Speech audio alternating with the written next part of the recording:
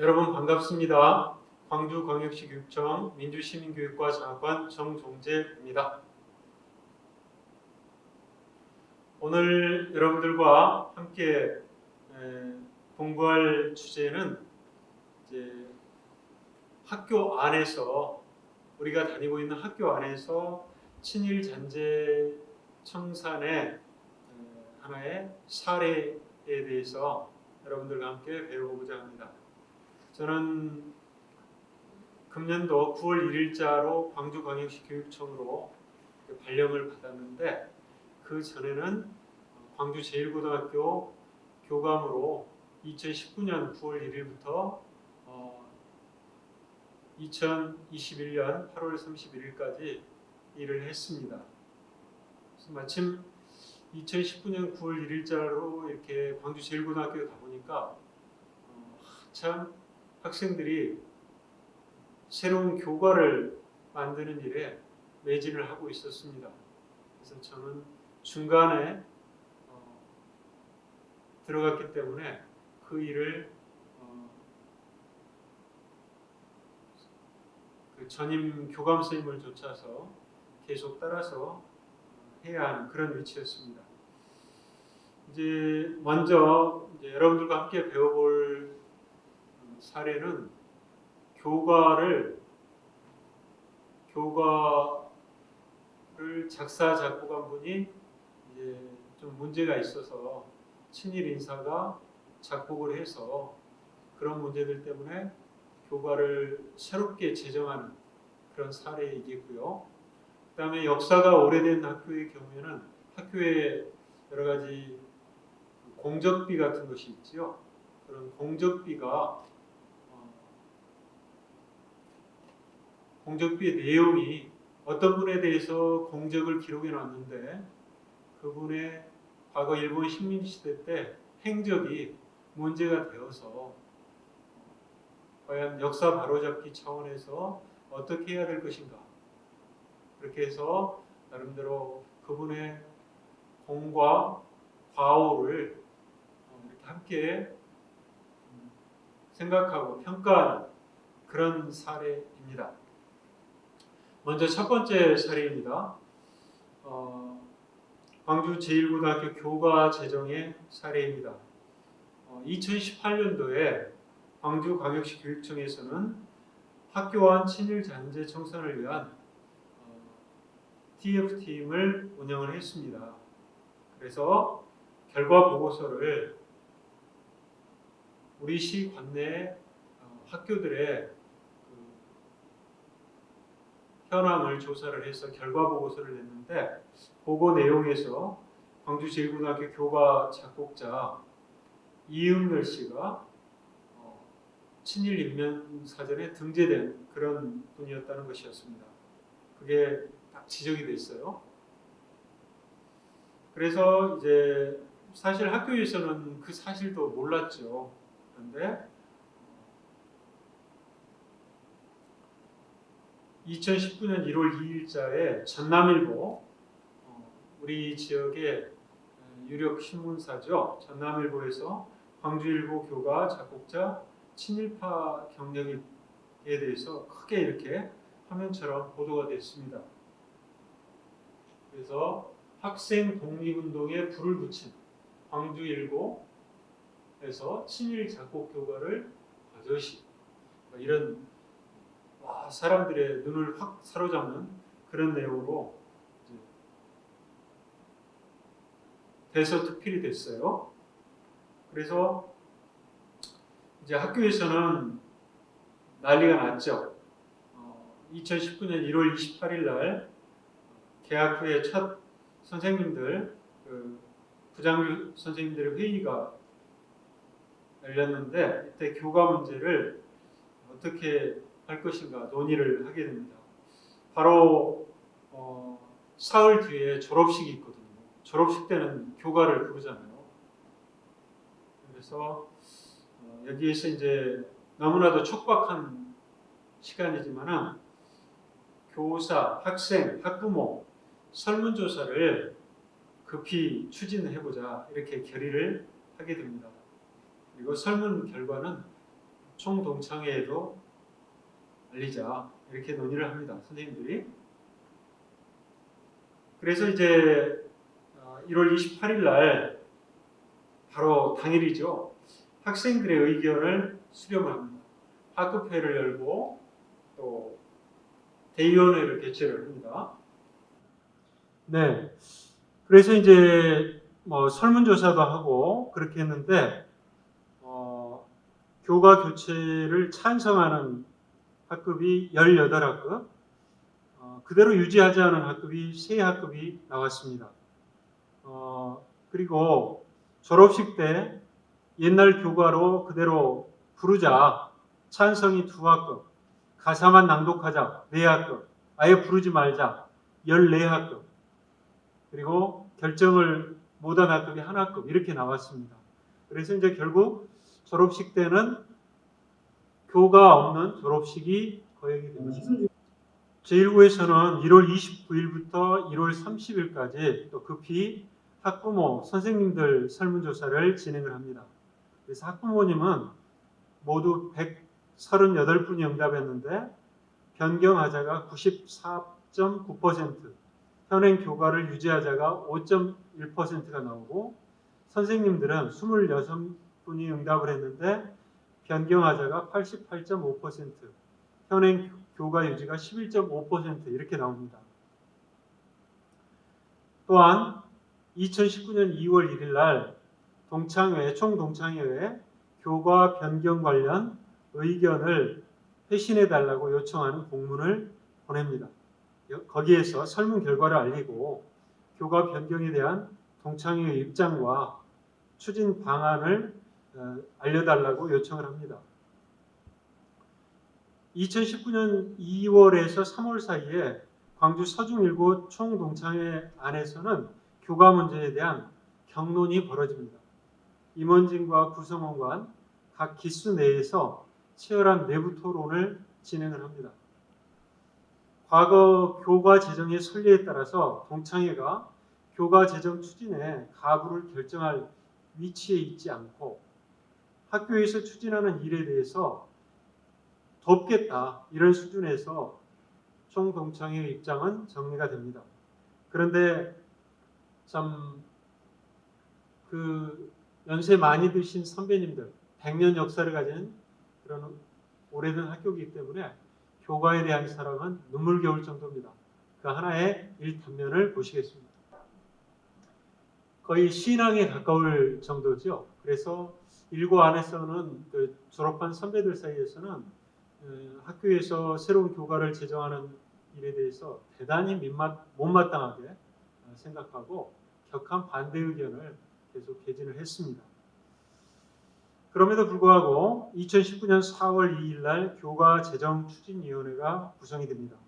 위원장은 교감이 많고 교사위원 2, 학생위원 2, 학부모위원 2, 또 동문회에서 위원 2 이렇게 위원회를 꾸리기로 했고 교육방송 EBS 다큐 프라임에서 그 제작팀에서 교과 제작의 과정을 촬영하는데 좀 참여할 수 있게 해달라 이렇게 요청이 와서 학교 차원에서 수락을 하게 됩니다. 2019년 4월 10일 1차 협의회 계획안을 수립하고 4월 12일 날은 총동창회에 작곡자를 추천을 요청을 합니다. 5월 2일 날 교과 제정 추진위원회 2차 협의회가 열리고 교과 작곡자 선정 원칙 등에 대해서 토의를 합니다. 이때부터 EBS 다큐 프라임 제작팀에서 촬영을 시작을 합니다. 밀착 촬영을 하는 거죠. 5월 23일 교과 제정 추진위원회 3차 협의회에서 교과 작곡자를 최종 선정을 합니다. 이물리언 행진곡의 작곡자인 김종률 작가입니다. 1고 52회 졸업생인데요. 이분을 교과 작곡자로 선정을 하게 됩니다. 6월 10일에 교과 작곡자 위촉장을 수여하고 2019년 6월 12일에 교과 제정 추진위원회 4차 협의회를 거쳐서 교과 가사 공모 방안을 협의합니다. 2019년 6월 17일부터 6월 21일까지 교과 가사를 이제 공모하는 공모 광고를 내게 됩니다. 동영상을 함께 보시겠습니다. 모두 7개 팀이 응모를 해서 총 4개 팀이 이제 1차 관문을 통과를 합니다. 7월 10일 날 작곡자와 교과 가사 1차 선정팀 4개 팀의 간담회가 열려서 이제 1차 가사를 4개 팀이 만들었지만 작곡의 방향을 공유하고 그에 따른 참신한 가사 최종안을 제출해 주도록 당부를 합니다. 7월 10일부터 8월 12일까지 학생 1차 선정팀별 가사 제작 활동을 합니다. 그리고 이제 8월 14일 교과 재정추진위원회 5차 협의회를 통해서 이제 최종 심사를 하는데요. 한번 보겠습니다. 학생들이 어떻게 가사 제작 활동을 하는지. 이렇게 무등산까지 올라서 이제 교과 가사에 무등산이 들어가 있거든요. 그 기분을 느껴보기 위해서 이렇게 등산도 합니다.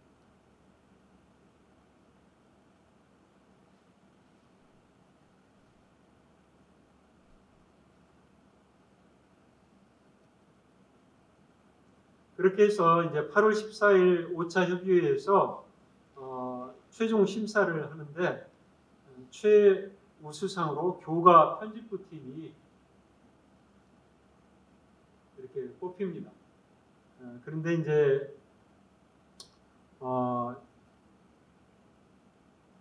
여기에서 이제 심사를 하는데 최우수상 팀만의 그런 가사를 쓰는 것이 아니라 우수상의 좋은 내용도 부분적으로 좀 취하겠다 이렇게 논의를 합니다. 그래서 이제 10월 16일부터 16일에 이제 교과 녹음 제작을 하는데 작곡자와 학생들이 서울의 그 서초동에 있는 스튜디오에 가서 녹음 작업도 하게 됩니다.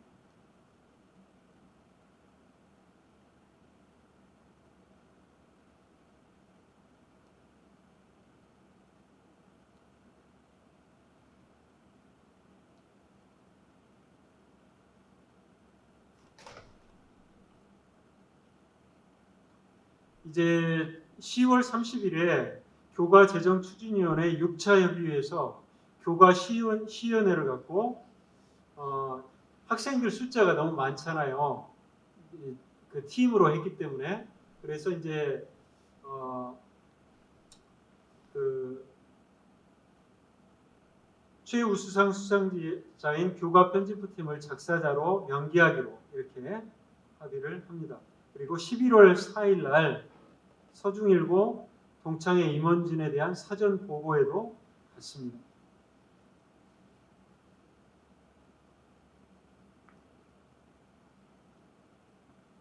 그래서 이제 교과를 다시 부르게 되는 것이죠.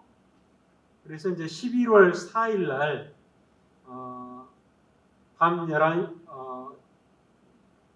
50분에 EBS 방송에서 역사의 빛 청년 제9부 교과 재창이라는 제목으로 전국에 방송이 되게 됩니다.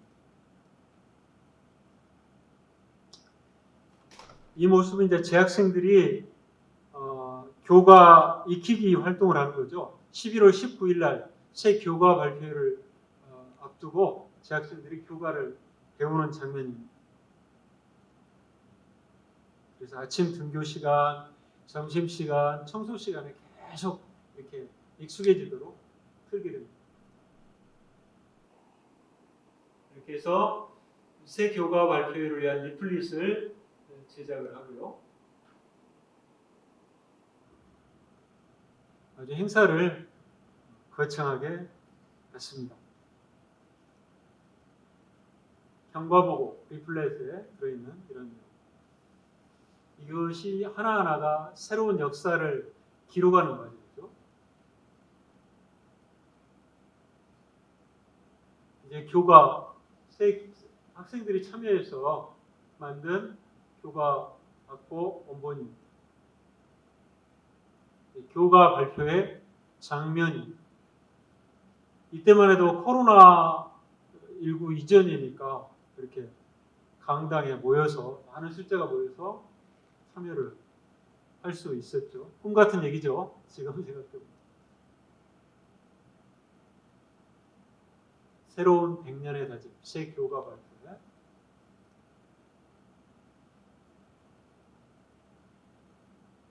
재학생 대표가 나가서 합창단이 부르고요.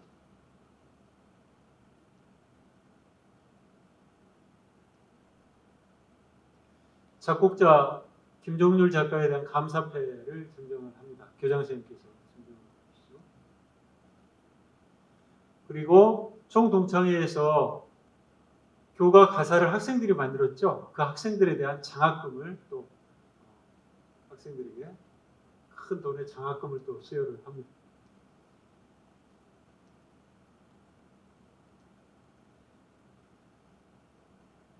마지막 순서로 이제 함께 교가를 부르는 내용이죠. 그러면 새 교가를 한번 들어보시겠습니다.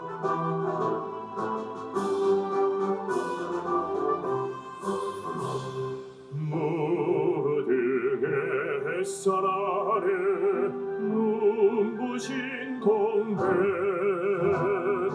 붉은 방울 터지는 순간 어른별들 세상에 이름 남길 죄인의 빛이 되리라 맨발로 앞서 나간 님들의 발자국 이고 흘려받은 우리의 의지 바른 길로 나아가는 빛끓는 학생 새 역사의 중심이 되는 천하제일모 이고 흘려받은 우리의 의지 바른 길로 나아가는 빛끓는 학생 새 역사의 중심이 되는 광주 제일고 어떻게 여러분 들어보시니까 힘차고 또 박진감이 넘치고 그렇게 느껴지시나요? 아무래도 역사가 오랜 학교고 또 학생 독립운동에 대한 특별한 전통이 있는 학교이기 때문에 작사에 참여한 학생들이 학교 역사를 새롭게 샅샅이 뒤져보고 역사 공부를 전면적으로 하면서 이 과정에서 많이 배우고 성장할 수 있었습니다. 그래서 또한 역사라는 게 나와 멀리 동떨어져 있는 그런 것이 아니라 이렇게 해서 역사의 한 페이지가 바로잡히고 한 페이지가 새롭게 만들어지고 하는 것이구나 하는 것들을 여기에 참가한 학생들이 모두 느낄 수가 있었습니다. 다음으로 이제 두 번째 사례로 제1고등학교 안에 있는 친일 인사의 공적비를 어떻게 바로잡아 가는가 이 두 번째 사례를 말씀드리겠습니다. 광주 제1고등학교 교정에는 이렇게 이상한 형식의 공적비가 있습니다. 우리나라 전통 비석 양식은 아니죠. 식민지 시대에 세워진 것은 아닙니다. 1950년대 초에 세워진 것인데 아무래도 해방된 지 얼마 안 됐기 때문에 일본풍의 비석이죠. 근데 이제 이 비석의 형식이 일본풍이다. 이것이 문제가 아닙니다. 이 중에 이제 한 인물이 문제가 되는 거죠. 여러분들은 아주 일필휘지로 흘린 채로 한자가 쓰여 있기 때문에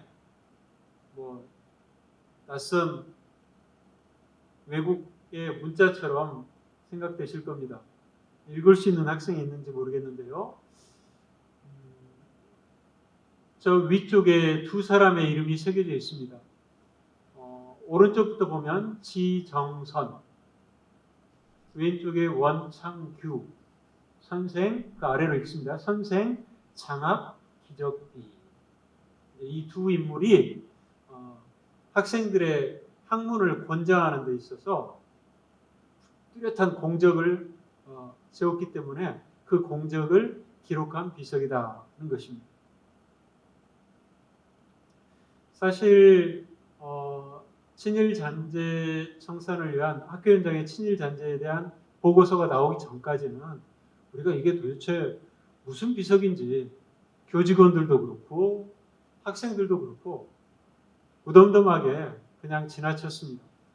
근데 이 중에서 한 인물, 지정선, 원창규 이 둘 중에 한 인물이 바로 문제의 인물이었습니다. 지정선이라는 인물의 과거의 식민지 시대 행적이 그냥 간과하기 힘들 정도로 일제에 적극적으로 협력한 인물이었다는 것입니다. 친일 인명사전에 등재될 정도로 그런 과오가 뚜렷하다는 거죠. 그래서 이제 학교에 학교 안에 친일 잔재 청산 비용을 지원해 줄 테니까 신청하라는 공문이 9월 달에 왔어요. 2019년 9월 달에. 그래서 이제 이번 기회에 우리가 그냥 넘어가서는 안 되겠다. 그래서 이제 예산을 신청을 했습니다. 그리고 2019년 11월 8일부터 11일까지 친일 인사 장학 기적비 표지석에 대한 자료를 수집했고 또 이것을 철거하기보다는 망치로 이렇게 때려 부수고 그런 것보다는 이 자체로 남겨두고 그 옆에다가 사실 그대로 있는 그대로 공적과 과오를 함께 그대로 기록할 수 있도록 하자. 나름대로 학교에서는 그렇게 논의를 해서 결론을 내렸습니다. 그래서 이제 여기에 뭐라고 적을 것인가 문안을 작성을 합니다. 우리 학생들한테 친절해야 되잖아요. 그래서 장학 기적비의 이해를 돕는 글 해가지고 장학 기적비 옆에다가 자그마한 안내 돌에다 새기는 형태로 안내판을 설치를 하기로 했습니다. 그 첫 번째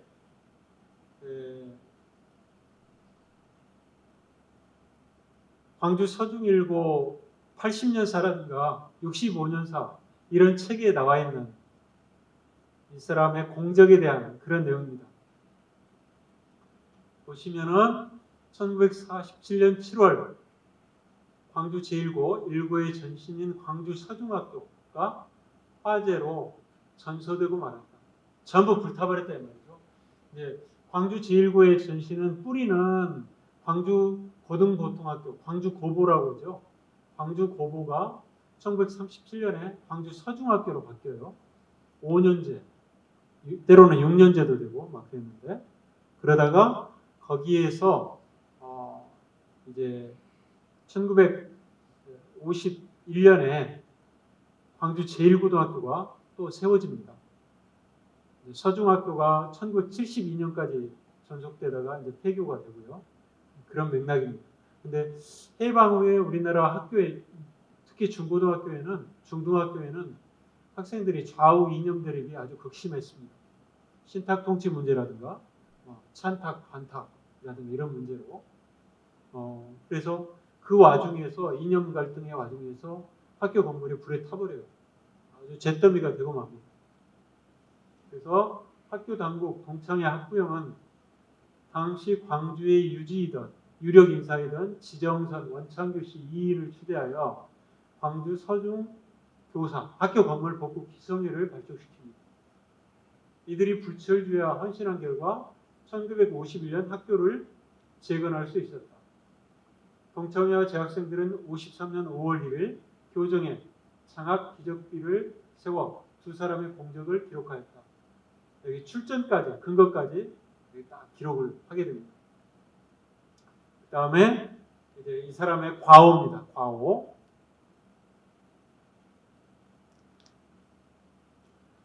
지정선은 광주 출신으로 교토 도시샤 대학 예과를 졸업했다.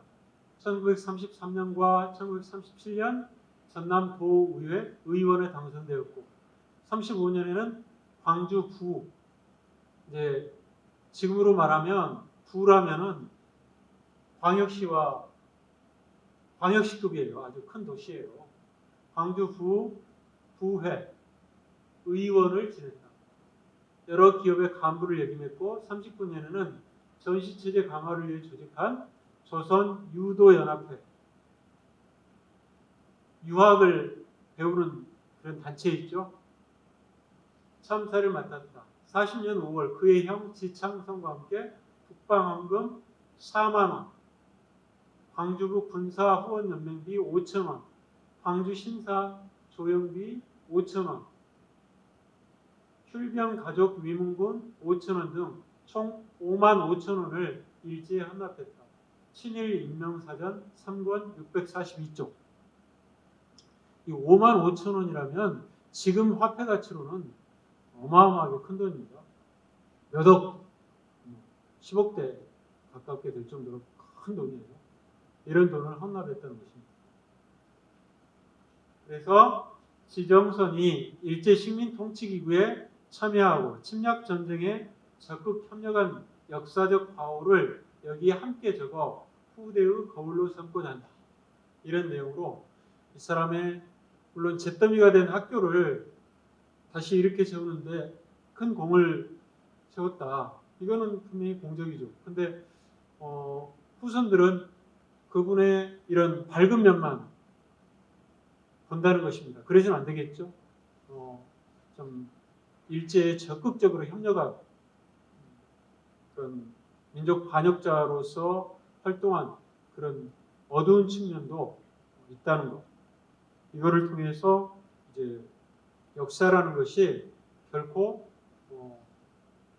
좀 무의미하게 그냥 흘러가기만 하는 것이 아니라 분명하게 시시비비도 가리고 옳고 그름을 따지고 비판하고 평가할 건 평가하고 그런다는 것.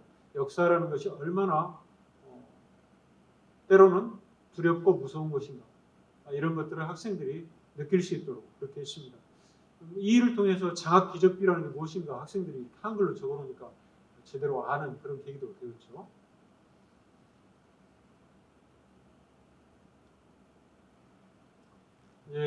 이것도 이제 제1고등학교에서는 제막식을 행사를 따로 진행을 했습니다. 그래서 학생들이 꼭 거기에 참여해서 함께 보고 느끼고 이럴 수 있도록 했습니다.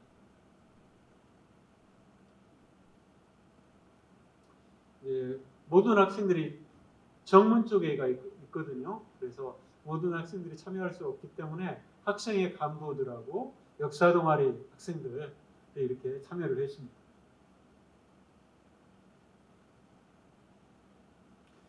공과를 기록한 그 한글로 적어놓은 글 있죠. 그 이제 학생 대표하고 교장선생님, 총동창회 임원이 같이 제막을 하고 있는 그런 장면입니다. 총동창회 백년사 편찬위원장님이신데 설명을 하고 계세요.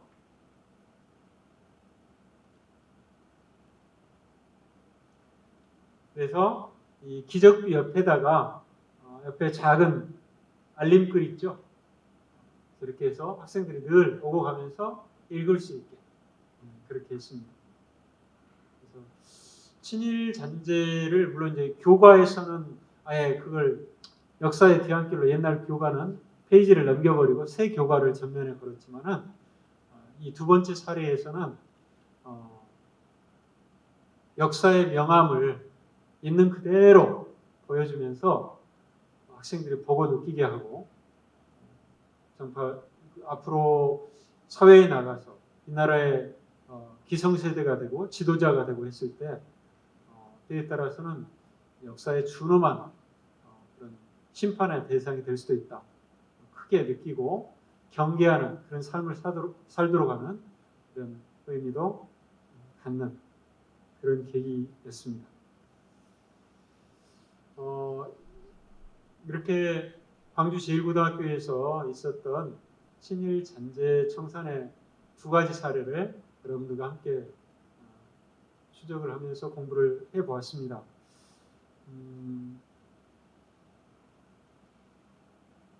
이런 특히 한국 사회, 우리나라에서 친일 잔재 청산이 왜 1945년 해방된 지가 지금 몇 년째인데 70년도 넘었는데 왜 지금까지 이렇게 계속 언급이 되는가?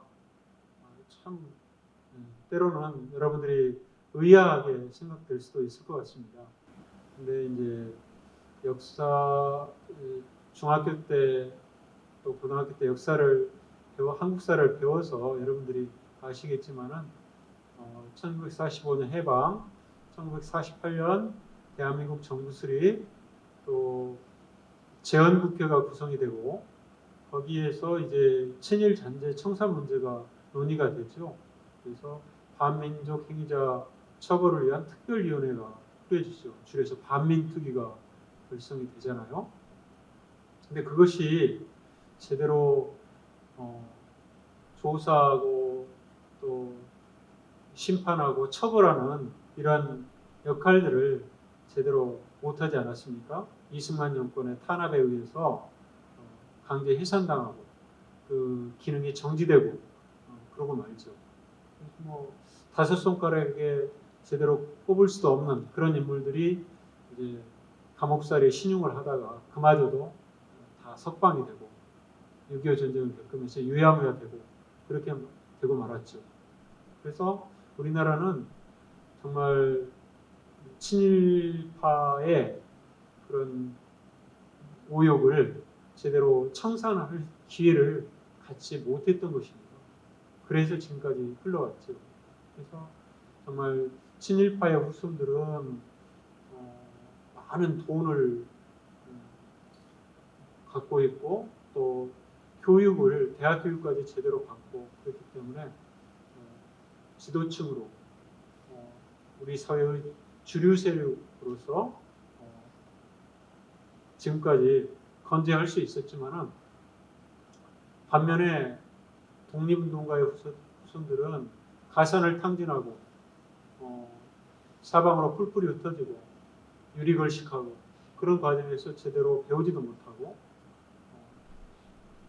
그래서 정말 어렵게 살아오는 그런 정말 그 정의가 살아있다는 그런 나라에서는 제대로 좀 찾아보기 힘든 그런 일들이 우리 사회에 있어 왔던 것입니다.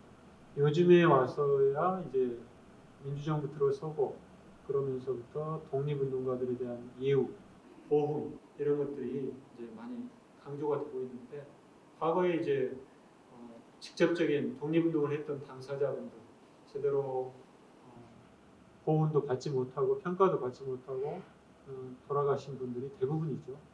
그런 역사를 갖고 있는 것입니다. 그래서 왜 지나간 일을 우리가 이렇게 연연할까? 이것은 앞으로 우리 공동체의 미래와 관련된 일이기 때문입니다. 정말 민족과 역사에 죄를 지으면은 저렇게 처벌받는구나, 저렇게 역사의 심판을 받는구나, 이렇게 우리 민족이 우리 국가 공동체의 구성원들이 느끼고 그랬을 때 정말 올바른 일을 위해서 헌신할 수도 있고 민족 앞에 죄를 짓는 일을 아예 하지 않으려고 하고 이런 마음가짐이 세워질 수 있겠죠. 그러나 나라와 민족을 위해서 정의를 위해서 나서면 패가 망신한다 이런 인식을 심어주고 그런다면 나라의 위기의 상황에서 누가 과연 나라를 위해서 모든 것을 걸고 나가서 싸울 수 있겠습니까? 우리나라의 운명과 진로와 관련된 문제이기 때문에 과거사 청산을 우리가 제대로 해야 된다 이런 말들이 계속 나오고 있는 것입니다. 어떻게 보면은 당사자들은 그 친일파 당사자들 또 독립운동 했던 분들은 다 세상을 뜨고 그런 상황이지만 역사에서만큼이라도, 역사 기록에서만큼이라도 이들에 대해서 제대로 평가하고 조명하고 판단하고 기록하고 해줘야 할 이런 책무가 우리에게는 여전히 남아 있다고 보는 것입니다. 그래서 그 외국의 사례에서 보면은 정말 특히 프랑스 같은데 독일의 나치에 의해서 5년도 채 안 되는 기간을 점령을 당했거든요. 근데 그 짧은 기간에 독일 나치 정권에 협력했던 사람들을 정치계에 몸담았던 사람들, 문화계에 몸담았던 사람들, 언론계, 학계 이런 데 가리지 않고 끝까지 추적해서 단죄하고 심판하고 왜 그렇게 했겠습니까? 바로 정의가 살아있다는 것 보여주고 바로 정의가 살아있다는 것이 그 사회 구성원들에게 공유가 되었을 때 제대로 된 사회 통합이 이루어지고 또 미래를 향한 발전의 토대가 마련되기 때문인 것입니다.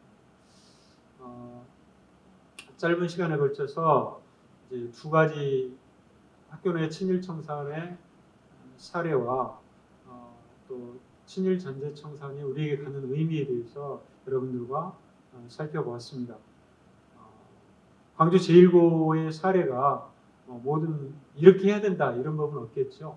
여러분들 학교에서도 이런 친일 잔재가 있다면 학교 구성원들이 함께 머리를 맞대고 논의해서 보다 성숙하고 좋은 방법으로 더 나은 방법으로 친일 잔재를 청산하고 제대로 기록하고 할 수 있겠다고 생각을 합니다. 여러분들이 그 일을 맡아주시기 바랍니다. 감사합니다.